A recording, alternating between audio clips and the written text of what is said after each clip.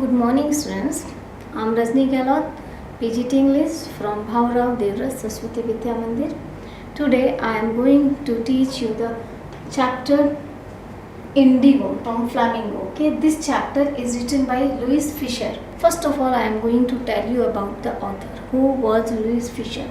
Louis Fisher was born on 29 February 1896 in Philadelphia, Pennsylvania, USA. First he worked as a school teacher, then he served as a volunteer in British Army during the First World War, and then he made a career as a journalist and wrote for the New York Times.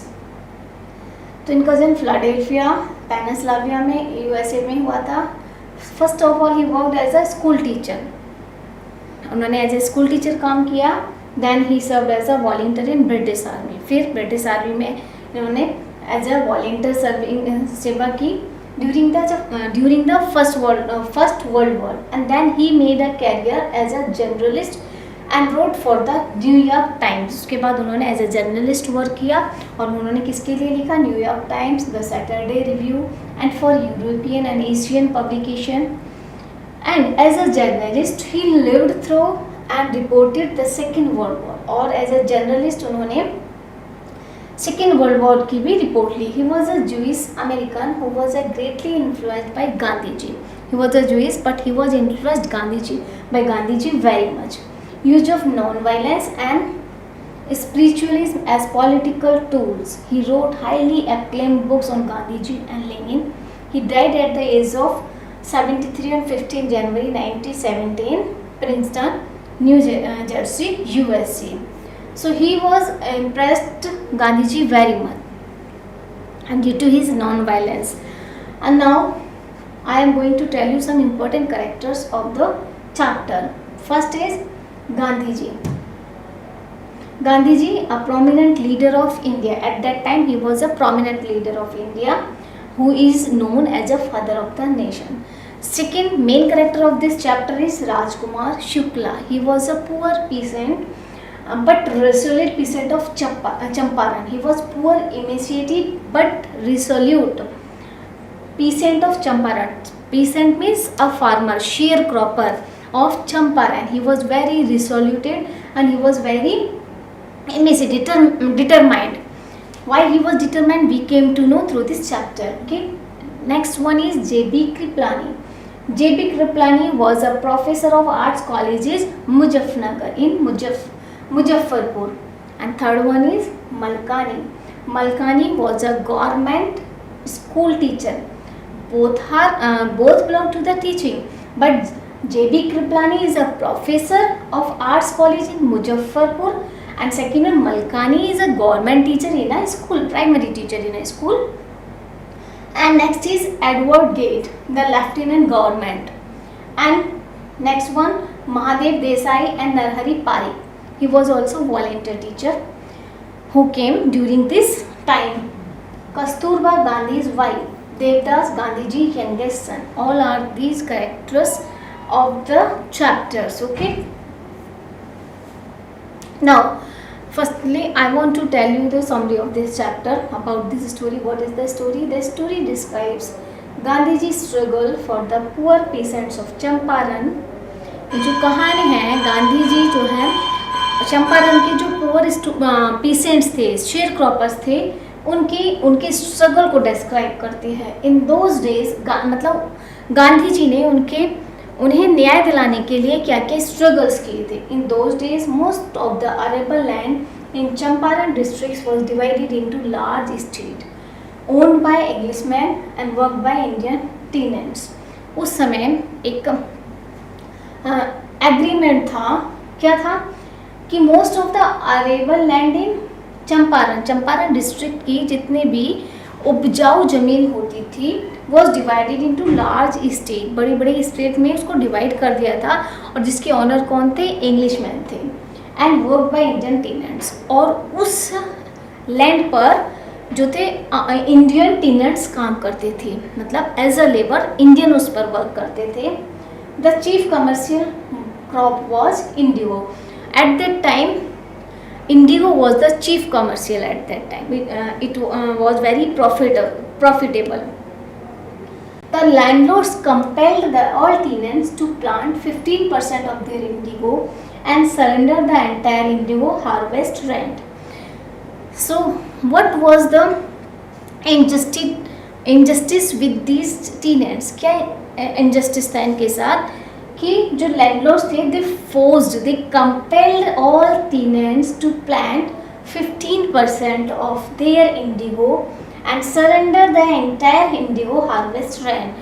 कि जो वो लोग जो काम करते थे, means ये पूरी लैंड है, ठीक है, piece of the land which the owner of the land are Englishman.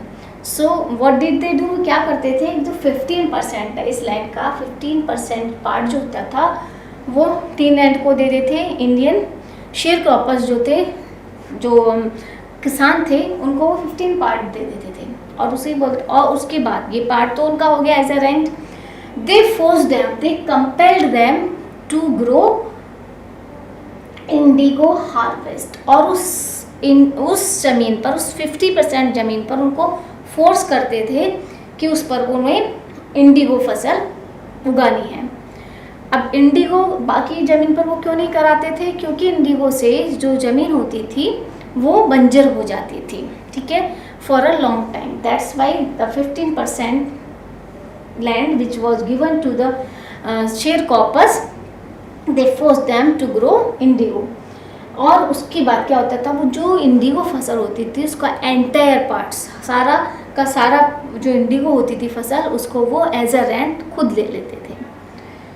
तो इसमें उनके लिए क्या बचा, कुछ भी नहीं. वो मेहनत भी करते थे, नाम के लिए ज़मीन उनकी थी, लेकिन फसल वो सारी की सारी उनको दे देती थी. This was done by long term contract. और ये जो था काफ़ी लॉन्ग टर्म कॉन्ट्रैक्ट था, काफ़ी समय से ऐसे ही चलता रहा. Gandhi ji struggle for the poor peasants of Champaran. Gandhi ji ने उन गरीब किसानों के, चंपारण के जो गरीब किसान थे, उनके लिए क्या स्ट्रगल किया. The British did not need the Indigo crop any more when Germany developed synthetic Indigo. अब जो ब्रिटिशर्स होते थे बहुत ज़्यादा चालाक होते थे, उन्हें ये पता चल गया कि जर्मनी ने सिंथेटिक इंडिगो डेवलप कर ली है. तो they came to know about this, but the peasant did not know about the synthetic indigo. So they make a profit by it. उन्होंने उससे भी प्रॉफिट कमाने की कोशिश की. Just to release the peasants from the 15% agreement, they demanded compensation. Some illiterate peasants agreed but the others refused. उन्होंने क्या किया, उसका भी फ़ायदा उठाने के लिए उन्होंने किसानों से कहा कि हम आपको इस 15% कॉन्ट्रैक्ट, जो ये लॉन्ग टर्म कॉन्ट्रैक्ट है, इससे आपको रिलीज़ कर देंगे. मतलब वो फ़ायदा, उन्होंने ये नहीं बताया कि हाँ सिंथेटिक इंडिगो आ गई इसलिए अब इसकी ज़रूरत नहीं है हमें, अब तुम फ्री हो अपनी मन की फसल उसमें उगा सकते हो. उन्होंने क्या कहा कि हम तुम्हें फ्री कर देंगे इंडिगो से, तुम जो चाहे वो फसल अपनी ज़मीन में ग्रो करना, बट उसके लिए हमें कंपनसेशन देना पड़ेगा. बदले में उन्होंने उनसे पैसा मांगा इस चीज़ से, जबकि ये इलीगल था. तो उनमें से जो इलिटरेट पीसेंट्स थे, जो बिल्कुल अनपढ़ किसान थे, वो तो एग्रीड हो गए, खुश हो गए उन्हें तो कि हाँ आखिर हमें इस चीज़ से छुटकारा मिला इंडिगो से. बट अदर्स रिफ्यूज, लेकिन दूसरों ने उससे मना कर दिया. One of the sharecroppers name Rajkumar Shukla met Gandhi. और उनमें से ही जिन्होंने मना किया, उनमें से ही एक पीसेंट थे Rajkumar Shukla. So met Gandhi ji in this regard. तो वो गांधी जी से इसी रिगार्डिंग मिलते हैं. And compelling to visit Champaran because of the long term injustice of landlords. और वो गांधी जी को फोर्स करते हैं अपने साथ चंपारण चलने के लिए, क्योंकि चंपारण में जो पीसेंट्स के साथ, जो शेयर क्रॉपर्स के साथ जो इनजस्टिस हो रहा था, उनके लिए वो न्याय दिलाने की कोशिश करते हैं. So both boarded a train for the city of Patna in Bihar. दोनों एक साथ पटना के लिए जो ट्रेन थी उसमें बोर्ड हो जाते हैं, यानी चढ़ जाते हैं.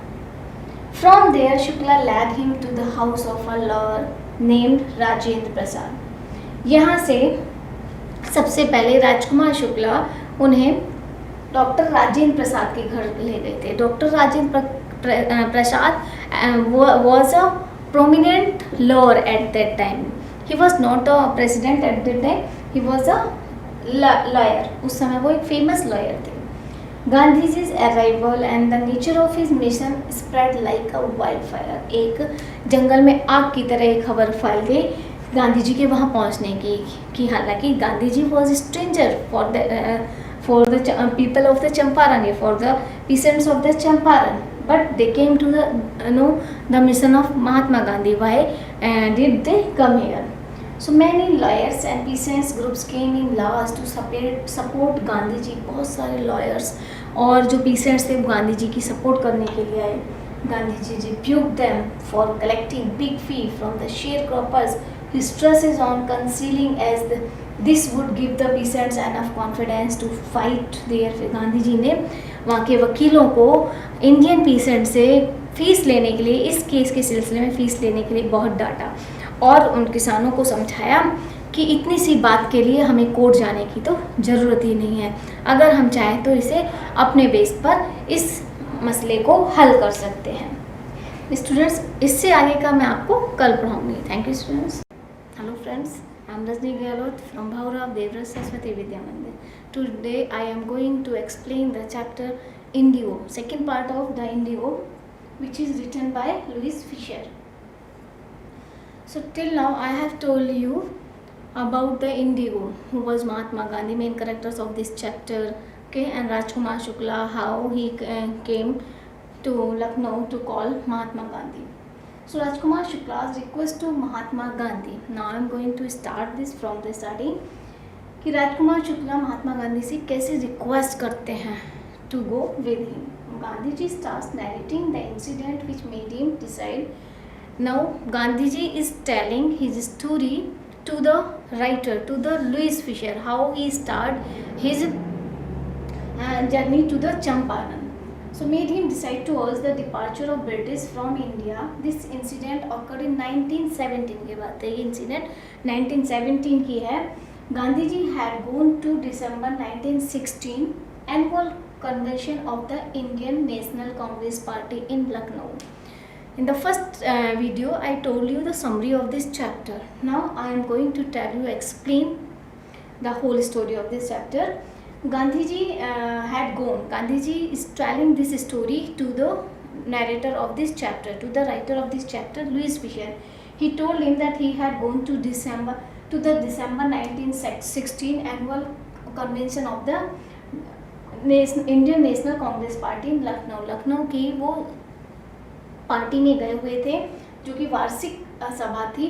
A poor initiated and illiterate peasant named Rajkumar Shukla came to him and requested to come to his district Champaran. And in Lucknow he noticed that a poor sharecropper, a poor peasant who was illiterate and initiated and determined also, he came to him and requested to come to his district Champaran. He requested Gandhi ji to go to Champaran with him. The peasants of Champaran were sharecroppers and Rajkumar Shukla was one of them. He was a resolute man who had come to the Congress session to complain about the injustice of the landlord system in Bihar. I have told you what was the injustice system of Bihar to the sharecroppers. Last video में मैंने आपको बताया कि sharecroppers के साथ क्या injustice हो रही थी, क्या अन्याय हो रहा था, उस रिगार्डिंग वो गांधी जी को अपने साथ ले जाने के लिए वहाँ आए थे. At that time Gandhi ji had an appointment and had to visit some other parts of India. तो गांधी जी के अपॉइंटमेंट्स थे, उन्हें इंडिया के दूसरे पार्ट्स में भी मीटिंग में जाना था, डिफरेंट टाइप्स ऑफ मीटिंग में.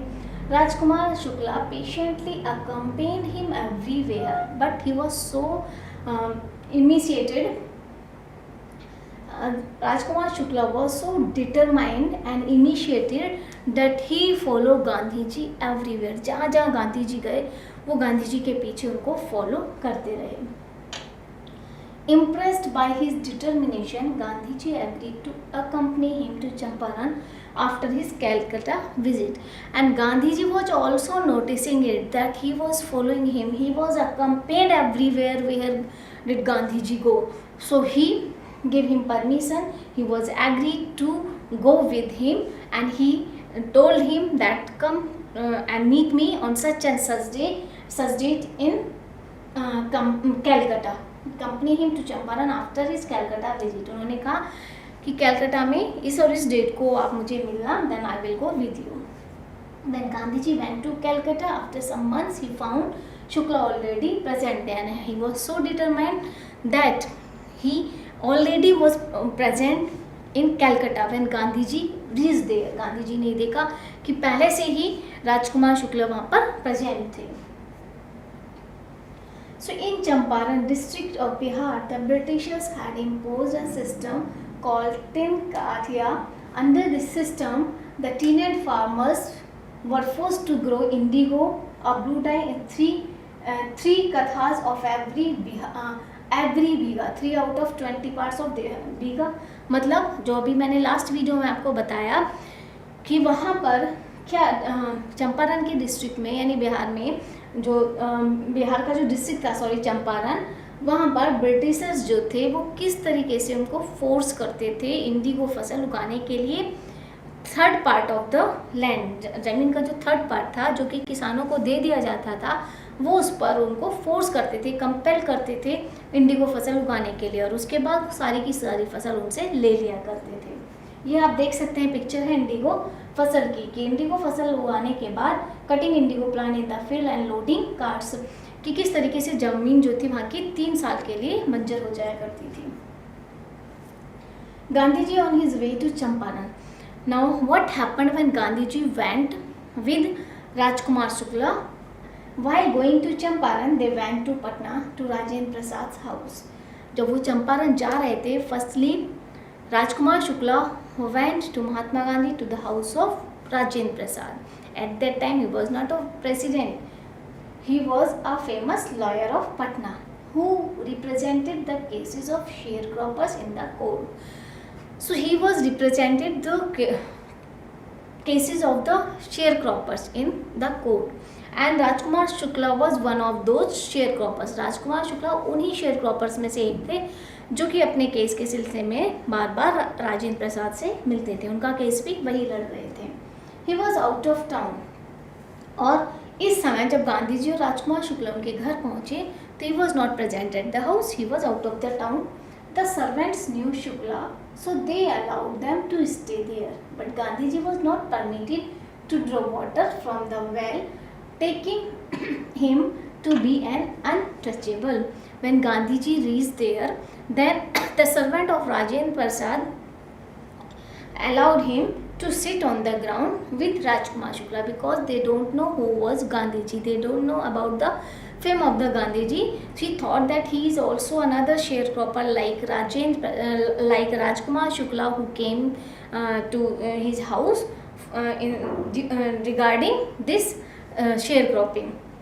So that's why he also not allowed Gandhiji to pull water from the well.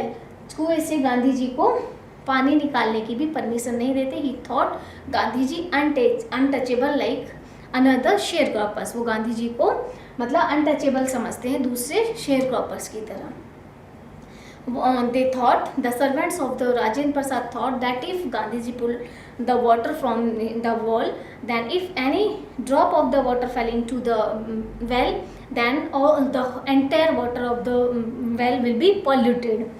उनका मानना था कि अगर एक भी बूंद पानी की इस बकेट से नीचे गिर गई तो सारा का सारा पानी जो है कुएं का वो पॉल्यूटेड हो जाएगा, क्योंकि because they thought that Mahatma Gandhi ji was untouchable. So Gandhiji decided to visit Muzaffarpur before Champaran to obtain more complete information about the condition prevalent in the area. Gandhiji ने फर्स्टली डिसाइड किया कि he went to Muzaffarpur to confirm about this case, कि पहले वो मुजफ्फरपुर जाएंगे चंपारण जाने से पहले and collect the complete information about the condition prevalent in the area. और उस एरिया की जो भी कंडीशन है उसकी कंफर्म जानकारी वो कलेक्ट करेंगे, सारी इंफॉर्मेशन देंगे. सिर्फ वो राजकुमार शुक्ला की ही बात पर मतलब विश्वास नहीं कर सकते थे. So he sent a telegram to professor JB Kripalani who received them at the station with a large body of students. तो उन्होंने प्रोफेसर जे.बी. कृपलानी को एक टेलीग्राम भेज दिया and he received him. Professor JB. Kripalani received Gandhiji and Rajkumar Shukla at the station with a large number of students. अपने बहुत सारे students के साथ वो गांधी जी को स्टेशन पर रिसीव करते हैं राजकुमार शुक्ला के साथ. Gandhiji stayed there for 2 days in the home of Professor Malkani, not J.B. Kripalani. He stayed in the home of Professor Malkani for 2 days. वो प्रोफेसर मलकानी के घर 2 दिन रुके. And Professor Malkani was a government teacher.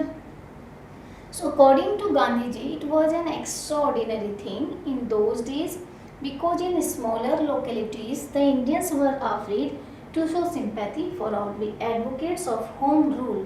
उस समय ये बहुत साधारण सी बात थी, असाधारण बात थी उन दिनों पर कि गांधी जी जैसे लोगों को अपने घर में ठहराना, क्योंकि वो एक होम रूल लीग के जो थे वो थे लॉयर थे, एडवोकेट्स थे, तो कोई भी उन्हें सिंपैथी नहीं शो करता था. ब्रिटिशर्स के डर की वजह से उन्हें आसानी से कोई अपने घर में मतलब शेल्टर नहीं देता था. When the sharecroppers of Champaran came to know about the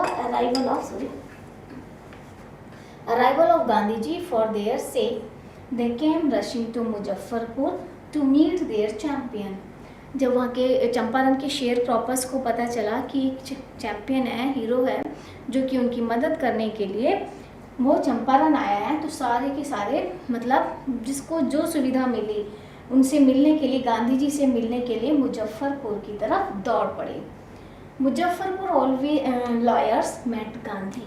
they told him about their cases and reported the size of their fees. Muzaffarpur के जो लॉयर्स थे वो गांधी जी से मिले. गांधी जी ने उनसे जब उनकी फ़ीस पूछी कि वो किसानों से इस केस के सिलसिले में कितनी फ़ीस ले रहे हैं, तो गांधी जी ने को ये जानकर बहुत दुख हुआ कि वो अपने ही लोगों से, अपने ही इंडियन लॉयर्स जो है वो बहुत बड़ी संख्या में उनसे फ़ीस ले रहे थे. गांधी जी ने उनको बहुत ही डांटा. He rebuked them of their fees and Gandhi ji chided them for collecting highly. Chided means scolded them. Gandhi ji ने उनको बहुत डांटा उनसे इतनी ज़्यादा फीस लेने के लिए. He concluded that the peasants were,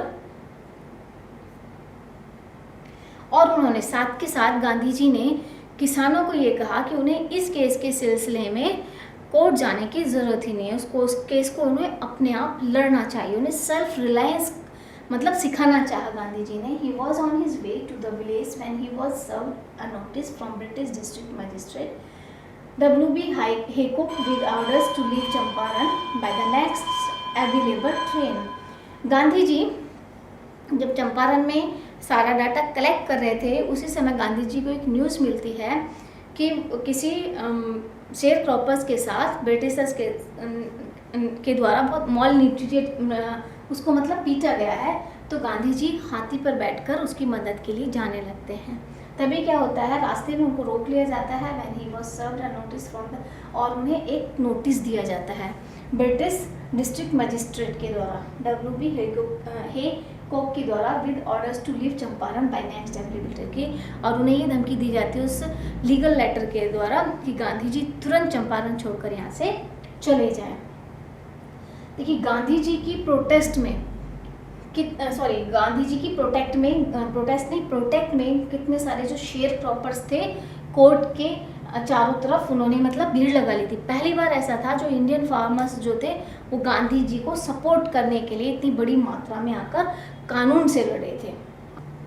So students, till now we came to know how Gandhiji tried to loan them the self-reliance. In the next part, we came to know how Gandhiji fought for the injustice of the sharecroppers. Thank you, students. Hello, students. I am Rajni Gehlot from Bhaurav Devra Saraswati Vidyavati.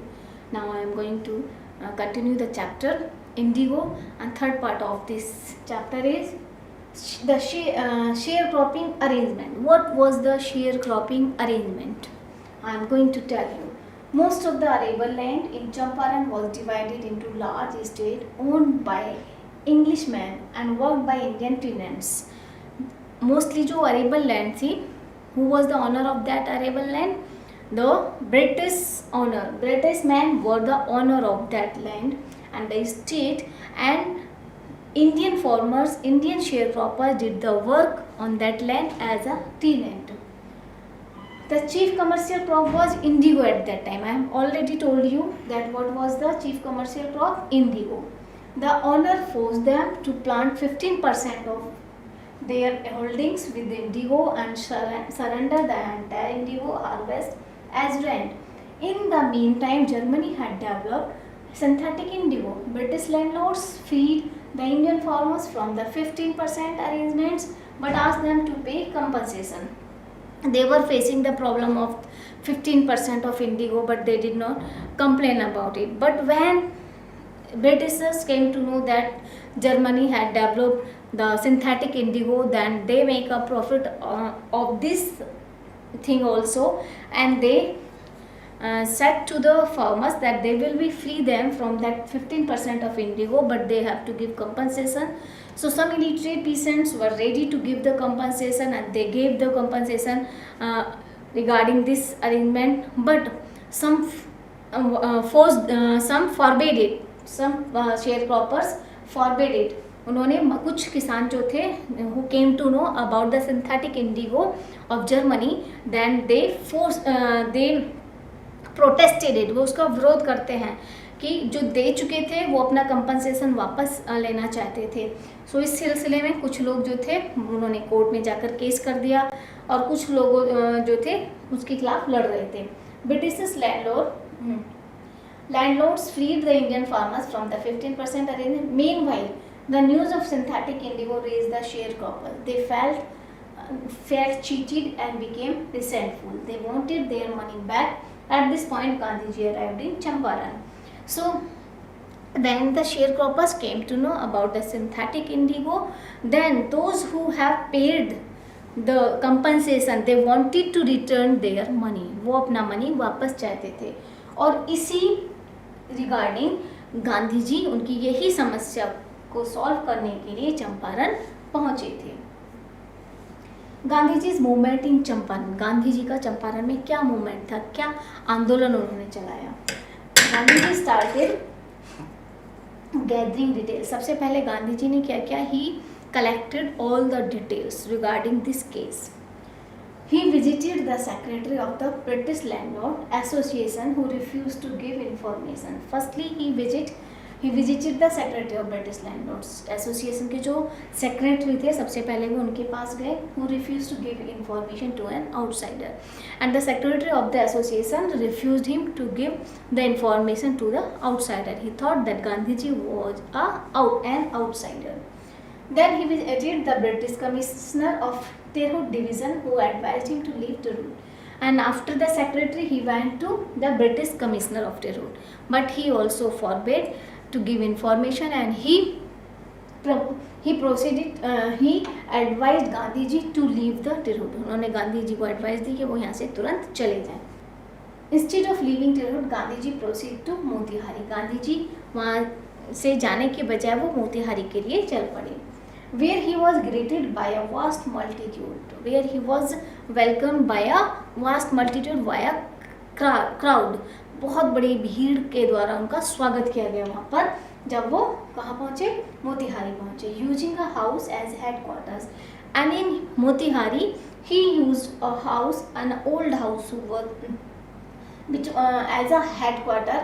He continued his investigation, and in that house he continued his investigation. He collected all the data regarding this case. He also decided to go and see a peasant who had been maltreated, and he decided to, when he came to know about the about a peasant who was maltreated by the Britisher, then he want to go there. उन्होंने decide किया कि वो उससे मिलेंगे जाकर. Gandhi ji was ordered to come back. Gandhi ji को order दिया गया कि वो वहाँ से तुरंत चले जाएं.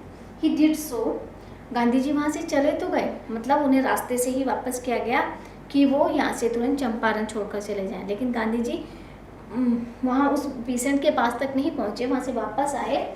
सो thereafter he was served with an official. जब वो अपने हेड क्वार्टर्स आए तो उन्हें एक नोटिस दिया गया टू क्विट चंपारण, चंपारण को तुरंत छोड़ने के लिए एक नोटिस उनके सामने सर्व किया गया by the British officers. He sign it, Gandhi ji ने उस पर साइन किए, बट क्या लिखा, and wrote that he would disobey the order, sign तो किया लेकिन उस पर लिख दिया कि he would disobey this order, means he will not quit from Champaran, Champaran से वो नहीं जाएंगे। This was first civil disobedience. He was summoned to appear in the court the next day because he disobeyed the legal notice. That's why he was summoned to the court. क्योंकि उन्होंने एक legal notice को अस्वीकार किया था, इसलिए court से उन्हें सम्मन आ गया, उन्हें कोर्ट में बुलाया गया। All night Gandhi ji remained awake. Gandhi ji सारी रात जागे रहे। And he wired Rajendra Prasad to come from Bihar with influential friends. He also wired a full report to the viceroy. और रात में ही उन्होंने मतलब वायर कर दिया, वायरलेस पर उस समय चलता था, राजेंद्र प्रसाद को, और उनसे कहा कि वो अपने जितने भी प्रोमिनेंट लायर्स हैं, फेमस वकील हैं, उन सबके साथ तुरंत यहाँ आ जाएं, और उन्होंने वायसराय को भी फुल रिपोर्ट सेंड कर दी। Good morning friends, I am Rajni Gehlot from Bhaurao Devvrat Saraswati Vidya Mandir. Today I am going to continue chapter part 4 of the indigo which is written by Louis Fischer. Gandhiji's movement in Champaran. In the last part, we were discussing about the movement of Gandhiji in Champaran. What was the movement of Gandhiji in Champaran? There was a notice which was served by the British officers, and he disobeyed that. How he disobeyed? Means that was a civil disobedience. The news of Gandhiji being in trouble with the authorities spread fast. When Gandhi, ये जो news थी गांधी जी को जो है court में सम्मन किया गया, बुलाया गया है, तो ये सारे उसमें फैल चुकी थी बिहार में। So thousands of pieces came from Motihari and demonstrate in front of the courts. तो हजारों की संख्या में जो पीसेंट्स थे, शेयर क्रॉपर्स थे, वो कोर्ट पहुंच गए, मोतिहारी से कोर्ट पहुंच गए, और उन्होंने वहाँ पर कोर्ट हाउस में जाकर डिमॉन्स्ट्रेशन किया, वो विरोध किया गांधी जी को वहाँ सम्मन करने के लिए, गांधी जी कोर्ट में हाजिरी के लिए। This was the beginning of their liberation from fear of British, and Gandhiji wants to remove the fear of the Britishers from the heart of the Indian sharecroppers. So this was the first victory of Mahatma Gandhi. ये महात्मा गांधी की पहली जीत थी कि भारतीय किसानों के अंदर से जो डर था ब्रिटिशर्स के लिए वो दूर हो चुका था। So the officers felt powerless, but Gandhiji helped them to regulate the crowd, and the officers have baffled, बौखला गए, to see the crowd around the court. Court के चारों तरफ उस भीड़ को देखकर वो बौखला गए। They were unable to control the crowd. So Gandhiji helped them to regulate the crowd. Gandhi ji ने उसको कंट्रोल करने में उनकी हेल्प की, ऑफिसर्स की। He claimed to have no disrespect for law, but greater respect for the voice of his conscience. जब गांधी जी की सुनवाई हुई कोर्ट में, तो गांधी जी ने कोर्ट के ऑर्डर का सम्मान करते हुए कहा कि हाँ, मैंने ये गलती की है, मैंने डिसोबी किया है, कानून को का उल्लंघन किया है, लेकिन मेरे पास इसके अलावा कोई रास्ता नहीं था, क्योंकि गांधी जी वहाँ क्यों आए थे? किसानों की मदद के लिए। अब गांधी जी के यहाँ पर डायलेमा में थे कि what should he do, he should quit the Champaran और he should help the sharecroppers of, then he give the priority to the sharecroppers, कि उन्होंने वो किस चीज़ के लिए आए हैं, शेयर क्रॉपर्स की हेल्प के लिए आए हैं। तो उन्होंने उस समय अपनी जो अंतरात्मा थी उसकी आवाज़ को सुना। उन्होंने कहा अगर एक बार वो कानून का उल्लंघन करते हैं तो उससे ज़्यादा महत्वपूर्ण क्या है कि जिस काम के लिए वो आए हैं, गरीबों की मदद के लिए, किसानों की हेल्प के लिए, उनके न्याय के लिए, उनके लिए वो ज़्यादा महत्वपूर्ण है। इसलिए उन्होंने उसके लिए माफ़ी भी मांगी और गांधी जी ने कहा कि मैं तैयार हूँ, मेरी इस गलती के लिए मुझे जो भी सज़ा दी जाएगी, I will accept it. So the government was confused and ultimately set him at liberty, but kept the judgment reserved. अब जो गवर्नमेंट थी, जो वकील थे, सब लोग ब्रिटिश ऑफिसर्स जो थे, उन लोगों ने देखा कि अगर गांधी जी के खिलाफ कोई जजमेंट हो जाता है तो यहाँ की जो भीड़ है वो बेकाबू हो जाएगी। तो उन लोगों ने एक मीटिंग की आपस में और डिसाइड किया कि अभी जजमेंट नहीं दिया जाएगा। और गांधी जी को विदाउट, गांधी जी को उन्होंने मौका दिया कि आपको इतने घंटे मिलते हैं, आप अपनी बेल करा लीजिए, लेकिन गांधी जी ने बेल कराने से मना कर दिया और गांधी जी को विदाउट बेल ही रिलीज कर दिया गया कोर्ट से। So, but kept the government was confused and ultimately set him on liberty, उनको आज़ाद कर दिया, but kept the judgment reserved, और उन्होंने जजमेंट को आगे के लिए बढ़ा दिया, मतलब आगे की तारीख दे दी कि अभी उन्होंने फैसला नहीं सुनाया। Rajendra Prasad and other lawyers reached there, अब राजेंद्र प्रसाद और उन्होंने उनके जो दूसरे लॉयर्स थे जो गांधी जी ने बुलाए थे वो वहाँ पहुँचे। दे held a discussion with Gandhiji about what would they do if Gandhiji sentenced prison. Then they discussed with Gandhiji and asked Gandhiji what will they do if Gandhiji went to the jail, कि अगर गांधी जी को jail हो जाएगी, उनको मतलब सज़ा मिल जाती है, तो फिर वो यहाँ पर क्या करेंगे, मतलब ये लॉयर्स जो है वकील जो वो यहाँ पर क्या करेंगे। गांधी जी उनकी मदद के लिए आए शेयर क्रॉपर्स की, और गांधी जी ही जेल चले गए तो फिर उनकी मदद कौन करेगा। So they consulted and told Gandhiji that they were ready to follow him to jail. Gandhiji exclaimed, मतलब अब उन्होंने क्या किया, फिर उसके बाद गांधी जी कहते हैं कि ठीक है, अगर मैं जेल चला जाऊंगा तो फिर इन किसानों का क्या होगा, शेयर क्रॉपर्स का क्या होगा, जो कि जिनके साथ अन्याय हो रहा है। तो अब ये जो वकील थे राजेंद्र प्रसाद और ये लोग अलग जाकर एक दूसरे से मीटिंग करते हैं, कंसल्ट करते हैं और कहते हैं कि गांधी जी जो है he is outsider, he don't belong to the Champaran, don't belong to the Bihar until he is ready to go to the jail for these sharecroppers, and we belong to this area, हम तो इसी area के हैं। हम फिर हम गांधी जी अगर outsider होते हुए भी हमारी मदद करने के लिए तैयार है, वो जेल जाने के लिए तैयार है, तो फिर हम पीछे क्यों हटें।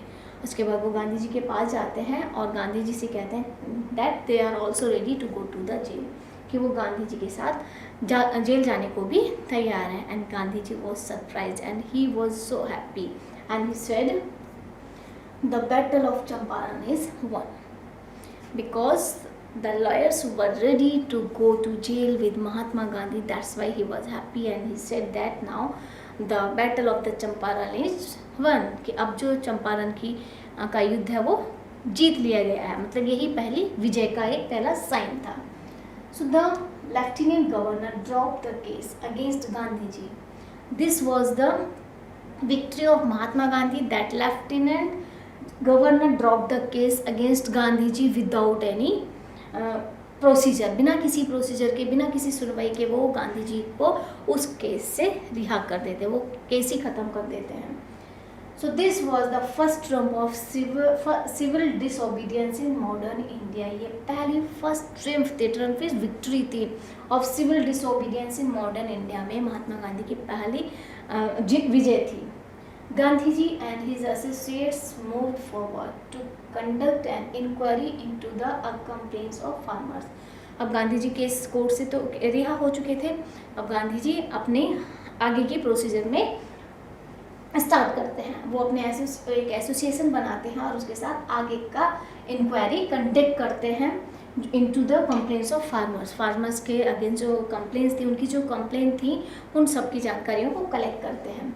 The whole area was filled with the air of investigation and protest. पूरे एरिया में उस समय इन्वेस्टिगेशन स्टार्ट हो जाता है, जगह जगह विरोध होने लगते हैं। The notes were made and documents were collected, बहुत सारे नोट्स तैयार किए जाते हैं, डॉक्यूमेंट्स कलेक्ट किए जाते हैं। After 4 meetings with the lieutenant governor and official commission of inquiry was made, और लगभग 4 मीटिंग्स होती हैं लेफ्टिनेंट गवर्नर के साथ और एक ऑफिशियल कमीशन के साथ। उसके बाद उनकी एक इंक्वायरी बैठाई जाती है, inquiry was made, means government जो है एक अभी तक गांधी जी अपनी तरफ से इंक्वायरी कर रहे थे, लेकिन गांधी जी की उस प्रोसीजर को देखते हुए, गांधी जी की रिक्वेस्ट को देखते हुए जो गवर्नर हैं, ब्रिटिश गवर्नर हैं या लेफ्टिनेंट गवर्नर थे, वो एक ऑफिशियल कमीशन बनाते हैं इंक्वायरी के लिए। इट कंसिस्टेड ऑफ लैंडलॉर्ड्स, और उस कमीशन में there were all the British landlords except Mahatma Gandhi. Mahatma Gandhi was the lonely person from the Indian side, government officers and Gandhi ji as only representative of peasants, और Indians की तरफ से Gandhi ji single peasant. A lot of evidence was collected against the landlords, and when the commission collect the inquiries, they inquired, then they found out that a lot of evidence were against the British landlords. They were in the favor of sharecroppers, so collect against the landlords. They were left no choice but to agree in principle to refund the money to the peasants.